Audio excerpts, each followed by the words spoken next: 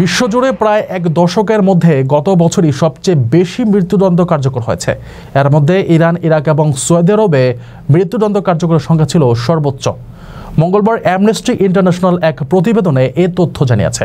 মানবাধিকার সংস্থাটি মৃত্যুদণ্ড বিষয়ক বার্ষিক প্রতিবেদনে জানিয়েছে 2024 সালে বিশ্বব্যাপী মোট 1518 মৃত্যুদণ্ড কার্যকর করা হয়েছে, যা 2015 সালের পর থেকে সর্বোচ্চ এবং 2023 সালের তুলনায় 32% বেশি।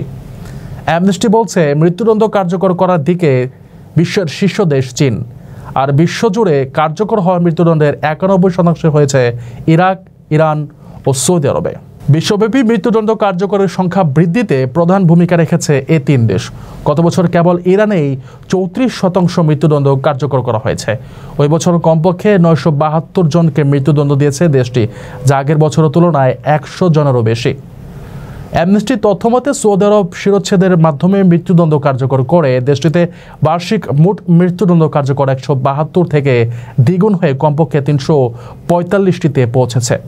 অন্যদিকে ইরাকে মৃত্যুদণ্ড প্রায় 4 গুণ বেড়েছে। সেখানে মৃত্যুদণ্ড কার্যকর হওয়া মানুষের সংখ্যা 16 থেকে বেড়ে 63 হয়েছে। গোষ্ঠীটি আরও জানায়, গত বছর যুক্তরাষ্ট্রে 25 জনকে মৃত্যুদণ্ড দেওয়া হয়। আকর্ষণীয় রেট ও দারুণ সব ডাটা বান্ডেল পেতে আজই ব্যবহার করুন ফ্রেন্ডলি সিম।